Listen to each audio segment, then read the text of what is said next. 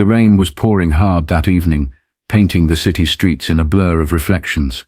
Cars honked, people rushed with umbrellas, and in the middle of the chaos, a young girl collapsed on the cold pavement, unnoticed by most. But fate had different plans. Her passing nurse dropped to her knees, checked for a pulse, and made a call that would shake one of the world's most powerful men.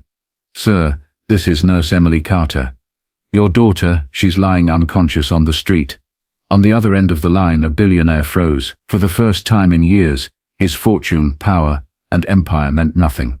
The rain was falling harder now, hammering against the limousine's tinted windows, as Alexander Grant scrolled through his tablet, lost in numbers and stock reports. Billionaire, business tycoon, mogul. These were titles he carried like armor, shielding him from the world. But in truth, his armor had left cracks in the places that mattered most. A vibration broke his focus. His private phone, the one almost nobody had the number for, began to ring. His eyebrows furrowed. Midnight calls rarely carried good news. Yes, his voice was sharp, commanding, the tone of a man used to control, but what he heard next shattered that control in an instant. "Sir, this is Nurse Emily Carter. I found your daughter lying unconscious on the street. She's not responding. We're rushing her to St. Mary's Hospital." For the first time in decades, Alexander's hand trembled. "What did you just say?" His voice cracked, betraying fear. The world's richest deals had never shaken him. But this was different. The image of Lily flashed in his mind. The daughter he once read bedtime stories to before meetings became excuses. She was only 19 now, living on her own after another fight about how absent he'd become. They hadn't spoken in weeks, and now she was lying somewhere, between life and death, surrounded by strangers. "Keep her breathing. Please don't let her." His words faltered, as if speaking them aloud could anchor her soul. Emily's calm but urgent voice cut through. "Sir, we're doing everything we can. Get here as fast as you can." The line went dead. Alexander didn't even realize the tablet had clattered to the floor. "Driver, St. Mary's, now." His voice boomed with panic. The chauffeur, startled, pressed harder on the accelerator as rain-slick streets blurred by. Inside the car, the billionaire who once commanded empires, now sat powerless. His hand gripped the leather seat, knuckles white, as his chest tightened. Every missed birthday, every unanswered phone call, every promise of next time came flooding back. He had built skyscrapers, bought airlines, conquered markets. But what was the worth of an empire if he couldn't protect the one person who mattered most? Memories came in fragments. Lily's first day of school, her small hand clutching him. Her sweet 16, where she blew out candles while staring at the empty chair he promised to fill. The look of disappointment in her eyes when he missed yet another family dinner because of a board meeting. The way her voice trembled when she finally shouted at him months ago, "You care more about money than me." And now, he might never get the chance to prove her wrong. The car screeched into the hospital driveway. Alexander didn't wait for the door to be opened. He stormed out into the downpour, his $1,000 suit instantly drenched. He didn't care. He shoved through the glass doors, shouting her name. Lips inside. Nurses rushed. Doctors barked orders, and machines beeped like impatient metronomes. In the chaos, one figure stood out. Nurse Emily, soaked and breathless, guiding a stretcher through the hallway. On it lay Lily, pale and fragile, her chest rising shallowly with each assisted breath. Alexander's knees nearly buckled. His world, usually so solid and unshakable, threatened to collapse. He stumbled forward, reaching for her hand, but the staff pushed him back gently. "Sir, please, you need to wait. Wait, she's my daughter." His voice cracked, raw with desperation. The words tasted foreign in his mouth, as though he had forgotten what it meant to claim her, to say out loud what his heart had always known. Emily placed a firm hand on his shoulder, her eyes, steady despite the chaos, locked with his. "Listen to me. She's in critical condition, but she's fighting. Let us do our job. Don't lose hope." Hope, a word he hadn't clung to in years. He was a man of contracts, certainty and guarantees, but standing in that sterile hallway, drenched in rain and regret, Alexander realized he had no control. No deal could be struck with fate. No empire could shield his daughter from the fragility of life. And so, for the first time since he built his fortune, Alexander Grant fell silent. He pressed his palms together, bowed his head, and whispered to no one in particular, "Please, don't take her from me." The machines wheeled Lily through the double doors, leaving him standing alone. And in that moment, the billionaire who thought he owned the world, discovered how quickly the world could own him. The walls of the hospital corridor seemed to close in on Alexander as he paced back and forth, his expensive shoes squeaking faintly against the polished floor. For once, he didn't notice the curious stares of others, who recognized him. The billionaire who once commanded headlines, the man whose name graced skyscrapers and boardrooms, now looked like a broken father, hair damp from the rain, suit wrinkled, eyes wild with fear. Through the glass pane of the ICU, he caught glimpses of Lily. She lay still, wires and tubes running across her fragile frame, machines keeping rhythm with her struggling body. Every beep of the monitor sounded like a ticking clock, each one reminding him that life, unlike money, could run out without notice. Emily slipped out of the room, removing her gloves. She studied him for a moment, recognizing the hollow look in his eyes. "She's stable for now," she said softly, her voice like a lifeline. "But she needs time, rest." She fainted because her body's been under too much stress. "Stress," Alexander repeated, almost choking on the word. "She's only 9. She should be living her best years, not hooked to machines." Emily's gaze softened, but did not waver. "Sometimes, Mr. Grant, stress isn't about age. It's about the weight people carry. Even young hearts can break when they feel The words pierced deeper than he expected. He swallowed hard, looking back at Lily, her pale face barely recognizable as the vibrant girl who used to chase butterflies in the garden. "I wasn't there," he admitted, the confession raw, almost painful. "I thought I had time. I thought she'd always understand." Emily laid a hand gently on his arm. "She doesn't need perfection. She just needs her father." The simplicity of the statement undid him. For years, Alexander had measured worth in billions, in contracts, in victory. But what did any of it mean if the person who mattered most couldn't feel his love? The hours dragged on. He sat by her bed, holding her hand as though he could will life back into her with sheer determination. Her skin was cold, but he clung to it as if it were the last anchor keeping him from drowning. He whispered memories she couldn't hear, apologies she might never receive. "Remember the time I built that swing set in the yard?" he murmured, his voice break. "It wobbled so badly I thought it would collapse. But you laughed like it was the best thing in the world.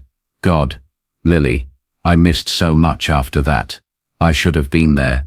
I should have." His words dissolved into silence. At one point, the monitor beeped irregularly, and his heart nearly stopped. Doctors rushed in, and Alexander was shoved back against the wall, powerless to intervene. He wanted to scream, to tear the machines apart, to buy whatever miracle would keep his daughter breathing. But all he could do was watch as strangers fought for her life, while he stood useless, drowning in regret. Minutes felt like years. Then slowly, the rhythm returned to normal. Relief swept over him, so fierce it brought him to his knees. He buried his face in his hands, tears staining his palms. For decades, he had built an image of a man too powerful to break. But here, in this room, surrounded by beeping machines, Alexander Grant shattered completely. A small, fragile sound pulled him from despair. "Dad!" His head snapped up. Lily's eyes fluttered open, hazy and weak, but alive. He rushed to her side, clutching her hand with both of his. "I'm here. I'm right here, baby." His voice cracked, a mixture of relief and sorrow. Her lips trembled into a faint smile. "I thought you were too busy." The words stabbed at him like knives. He shook his head violently, tears spilling freely now. No, I was wrong. I was blind. I thought I had forever to make it right, but I don't. Lily, I swear to you, I'm not leaving again. Not for anything. Not for the whole damn world." Emily, watching quietly from the doorway, felt her own eyes well up. She had seen countless reunions in hospital rooms, but something about this one struck deeper.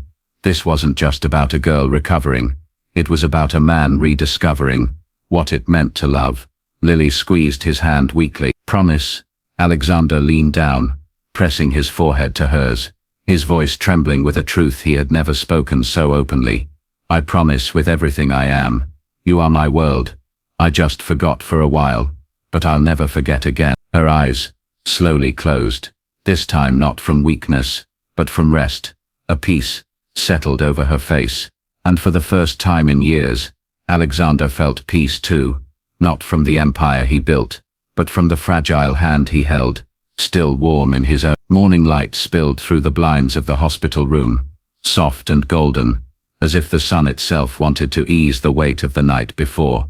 The storm had passed, both outside and within, leaving behind a fragile quiet. Alexander sat in a chair, pulled close to Lily's bed, still in the same wrinkled suit, his tie abandoned, his eyes rimmed with exhaustion, but for the first time in years, he looked peaceful.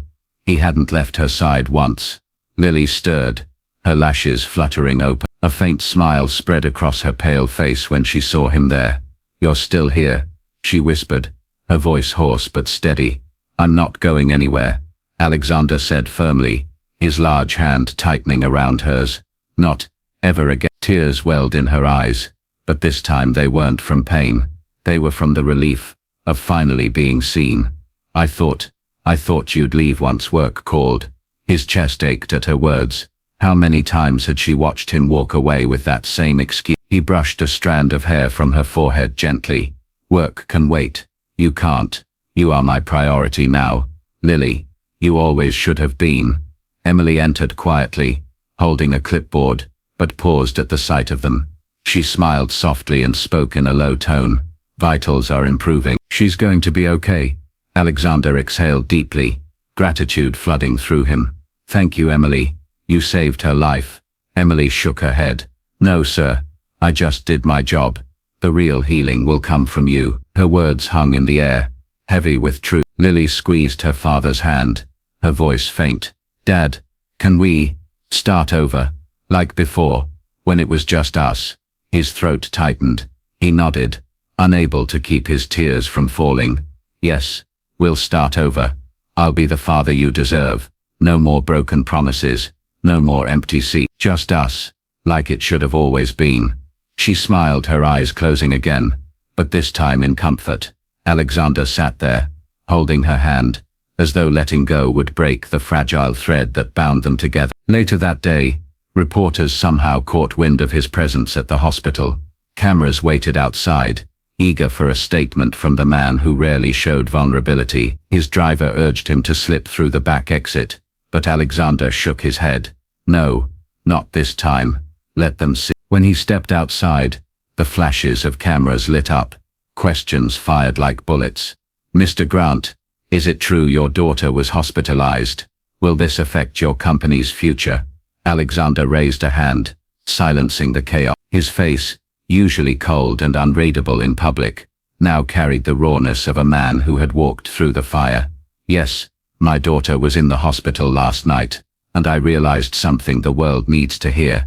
His voice grew stronger, steadier with each word. "All the money, power, and success in the world mean nothing if you lose the people you love. I almost lost my daughter because I was too blind to see what truly matters." The crowd hushed. Even the cameras seemed to pause.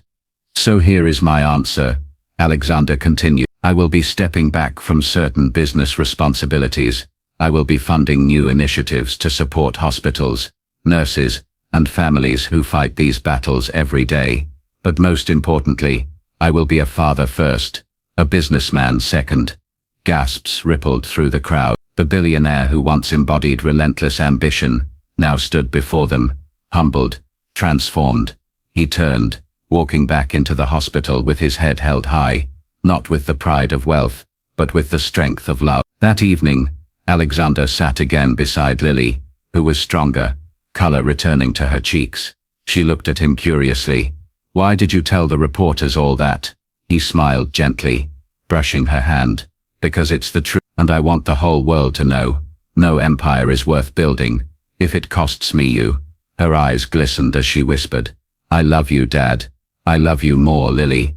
Always." And in that small hospital room filled with nothing but the hum of machines and the quiet warmth of morning light, Alexander Grant discovered the one thing his billions had never bought him: redemption. He had spent years building an empire of glass and steel, but in that moment, he realized the greatest empire he would ever build was the bond with his daughter, a foundation that could never be shaken again.